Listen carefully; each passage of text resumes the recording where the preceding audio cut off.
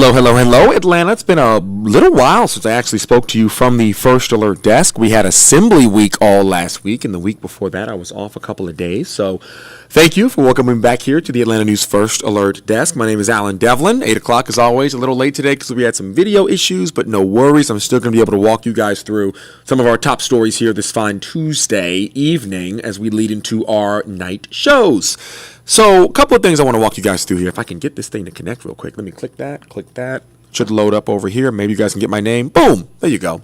Allen Devlin. A couple things I want to walk you guys through here. First thing I'm going to talk about is one that's kind of been breaking by the day. Patrick Quinn's been following this for the last couple of days here. We've got a fire truck shortage in the city of Atlanta. And, you think about it, it might not seem as severe as you might be hearing some places. And that's kind of where this story elevates, because we're getting mixed answers about how bad this fire shortage really is. So originally we were told there were about 5 fire stations that were without a fire engine. So there's no real way they can respond and fight a fire. And today there were allegations that number was actually a lot higher at 8 fire stations. And you think, 8 fire stations out of the entire city of Atlanta, that's not that many. It's not that many until it's your fire station, which can't respond. And then another further away truck is having to come to you to put out your fire, or in some cases save the life of you or your neighbors or whatever it may be. So Patrick Quinn's been bouncing around the city looking at some of these stations, like this one here, number 30, where there are no fire trucks in sight, and they can't respond to a fire in their neighborhood. There's even allegations that some fire trucks are having to show up in pickup trucks just to be able to respond to the fire because they don't have the necessary equipment. This is a back and forth. The city is involved and they're investigating because they say, it's never good when you're underprepared for a life or death moment like this apartment fire you were just looking at. That apartment building was vacant, but the next one might not be. So the fact that they didn't have all they needed for that building might not have been a detrimental to life situation, but that doesn't mean the next one won't be. Atlanta's a populous city with a lot of structures really close by. We need all the help we can get. And the city council, who you're looking at right here, is saying the same thing. There is no such thing as being too prepared. But in the meantime, Atlanta is ordering fire trucks. There are some on the way that they ordered a while ago. And unfortunately, even if they were to order 8 fire trucks right now, it would be 36 months before they were even able to hit the streets of Atlanta. That's what that back order process looks like right now. $16 million to buy 12 new fire trucks. That's where the city's headed to right now. Patrick Quinn's been on top of this for the last 2 days. Atlanta News First has been breaking this story consistently over the hours. Hopefully, we'll get some more answers and they'll be able to agree on just how serious this is, the Atlanta Fire Chief versus Atlanta City Council. So the next story I want to talk to you guys about here is an unfortunate one here in Atlanta that we've been following. It started off bizarre and it's ending in, a disturbing tragedy. We've got a mother who is being charged with arson for actually arson and murder for stabbing her 6-year-old son. She's accused of stabbing her 6-year-old son to death and then setting the apartment complex on fire. That is all according to police, who are now investigating this instance. And so, unfortunately, I'm not sure why that's up. Let me pull that back. I apologize. So, unfortunately, that 6-year-old boy didn't make it, and they're investigating the situation. The fire happened a little while ago over in Peachtree Corners when Gwinnett police showed up October 19th, a little bit before 8 a.m., and they showed up to the fire. They began fighting the fire, and then that's when they found the body of the little boy. The woman herself was behind the building with no shoes and wet clothes, and Gwinnett PD identified her as 23-year-old Azaria Shanti Brown. That's the woman accused of setting this fire and murdering her 6-year-old son. It's unfortunate. It's a sad story, but she has been arrested. If she is guilty, the justice system will carry forward with that instance. And I've got video of the scene there, but it won't play on the screen. It just keeps showing the fire truck stuff, so I apologize for that. Last thing I want to talk to you guys about here is something for all of you foodies out there who might or might not be a fan of Michelin Star restaurants. I've actually never been to a Michelin Star, believe it or not. There aren't any in Atlanta yet, but that's the story. They are debuting today, and they're going to be announcing those awards, those recognitions for restaurants that are earning those stars or restaurants that are getting recognized on the list. We've got a lot of 5-star restaurants in Atlanta, but Michelin Star is a different tier of restaurateurship that only goes to the highest level of establishments and chefs. And so some restaurants here in Atlanta have earned it, and we are going to figure out who they are. Oh, hold on, y'all. Y'all can't see it, but I got Patrick Pete over here on my right, your left, who apparently wants to get involved in this. And you looking in the dark. You got to scoot over some. You looking kind of. He's gonna find his spot. Patrick is a foodie. He's a foodie. So Patrick, you raised your hand in the middle of my story there. Wait, let me give you that real quick. Here, take the mic. Let's. What's up? A question. Hit me. Because maybe I'm just country. You might be. And I am. I might be. But Michelin. These are the people that make tires. We're supposed to trust them to tell us where to eat? I'm just asking. I'm confused. You know what? See, here's the deal. I looked up why Michelin Star. According to my sources, okay, the sports producer / 10 o'clock producer / the never winning and ping pong producer, he said that it's the same company. No, I do believe it's the same company. My thing was, it was a matter of why it was the same company. What's riding on your tires or something like? Is that not their model or something like that? You know what? That is what it was. It was just a matter of what restaurants are worth wasting your tires on to go to. Okay. And it started. Let me look it up. That is correct. Okay. The first Michelin Guide was compiled in 1900 by the Michelin tire founders, and the aim was to create a demand for automobiles. So basically, it's like, hey, go to this restaurant, but so you that got to you drive can use to your it. tires so that you can buy more tires. Yeah, pretty much. And now it's one of the highest rated system to do restaurants in the country. Let's so ask these questions. Look, we all learned something today, but I looked it up a little while ago and I was like, that don't make no sense. It doesn't. But no, it makes sense. Meanwhile, it's Patrick Pete taking over here to talk to you guys about the wonderful weather. Let's talk about something that makes sense. Yeah, something that does. Actually, it still don't make sense because it's going to be 70s and 80s and it's almost November. That don't make sense.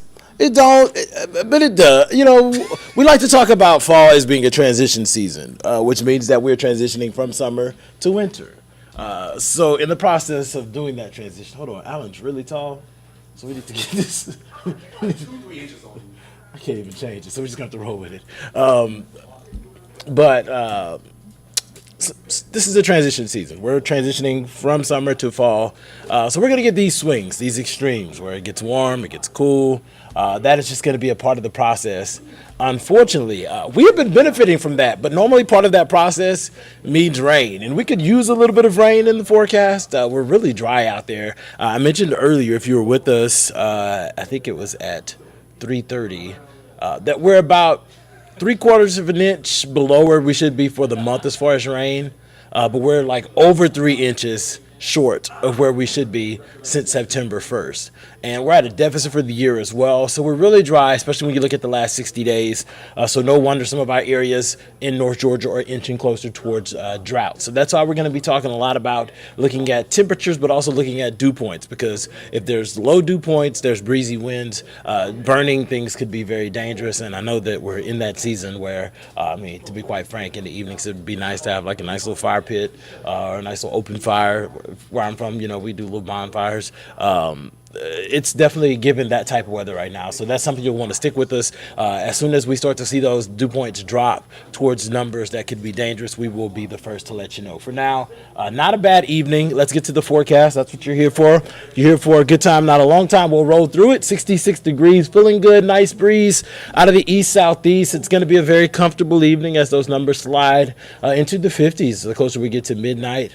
And we're expecting a start to the day that's going to be very similar to like what you saw this morning. Upper 40s, low 50s, a little chilly. Layer up for sure because the numbers do improve as we head into the afternoon. Expecting another gorgeous day where we're going to be seeing lots of sunshine, especially on the front half of the day. I do expect some high clouds to gradually build in as we head later into the day. We're watching a warm front that's going to lift through the area Thursday, and that is why we'll see the temperature increase, but it's also why we're seeing those clouds Wednesday night into the start of your Thursday. But let's break down these numbers so that you can get out the house tomorrow. A very comfortable morning drive, low 50s. I don't think many people are throwing on the heater unless you're cold-natured. Otherwise, getting into the 60s quickly. 67 degrees for the forecast for lunchtime, and then we'll slide into the low to mid 70s for the rest of the afternoon. Really going to be a gorgeous day. Cannot stress how nice it's going to be to go for a run or a bike ride after you get off work tomorrow. That's if you live close to work and you work regular hours. If you're like me, you'll probably do that before you go to work because, we come in a little bit later, which is nice too. John Mayer's in town tomorrow night. True story. I think he's the guy that sings the song Daughters. Right? Fathers, be good to your daughters. Yeah. He's in concert tomorrow night at State Farm. That should be pretty fun. And the numbers are going to be nice enough for you to maybe even have a nightcap afterwards. We'll be in the mid 60s at around 10. Of course, everybody's getting home so they can get out the door early Thursday morning, which is not going to be a bad ride. It's going to be a little bit milder. We're going to be looking at a southeast breeze, and we're going to be dealing with partly cloudy skies. The two of those things are going to work in tandem to make for a milder start to the day. We also are tracking that warm front that's lifting through, too, and that's going to help out as well.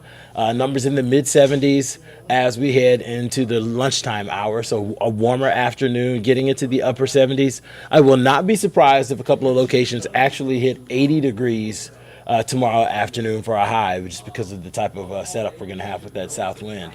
So really going to be a gorgeous day. I do expect a few more clouds around Thursday than we've seen all week, but we will clear out as we head towards Friday. There's a nice area of high pressure that's situated to the north of us that's going to slide further south. Nice little ridging going on the eastern seaboard, and that's going to keep all that rain that you see that's piling up along and west of the Mississippi River Valley. It's going to keep that rain at bay. And admittedly, we could use some of that rain. I've already mentioned that, but those folks could use some of that rain as well. I don't know if you guys have been kind of keeping an eye on some of the national news stories, but the Mississippi River all year has kind of been fluctuating, and at different points in the year, there have been parts of the Mississippi that have been exposed for the first time in a long time. People were able to, I think, in the Mid-South, walk out in like halfway to the across the river because it had dried so much at times, so they definitely could use some of that water. The salinity of the water in New Orleans has been increasing because a lot of whenever you don't have as stronger currents coming down the Mississippi River, instead of the water shooting out into the Gulf of Mexico like it typically does, you get a lot of that backwash coming in. You see yourself drinking Coke, some backwash. Yeah, same scenario. A lot of that. So some of that salt water has been coming back in. They've been doing all kind of things as far as the engineering field to kind of limit that, but still the best fix for that is going to be some of this water. So a lot of these folks along the Ohio River Valley, Mississippi River Valley, upper Mississippi River Valley specifically, a lot of that's going to aid in increasing those flows. But we could use some water close to home, and we're just not getting rain chances in. Looks like there may be a rain chance at some point early next week. It's going to depend on this front. Right now, the moisture along that front isn't looking impressive, but we'll be watching for that. The bigger story here is that we do expect some sort of temperature drop sometime between Monday night and Wednesday right now. Guidance has been hinting at this most likely happening Tuesday, but you guys know how this is. It's 7 days away, transitional period. We'll be watching these models and continue to monitor it right now. We'll be watching potentially for those winds to kick up and for those temps to be dipping as we head into your Halloween. So go ahead and kind of like in the back of your mind, if you haven't got your kids costume yet for Halloween, I know that a lot of you are going to be doing that because I just saw that there's like one of those Halloween stores that just sprung up down the street from me in Buckhead. So I know that if you're shopping, just kind of keep that in mind that it could be a little windy.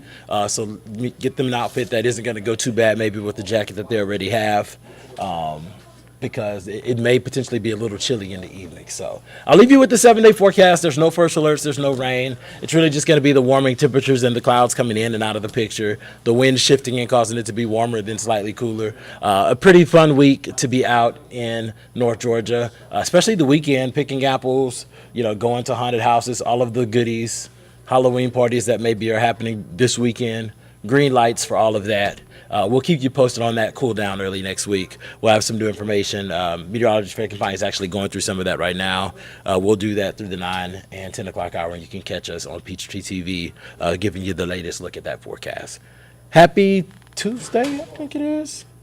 Happy Tuesday? Yeah. And we'll see you in a little bit. Have a good night.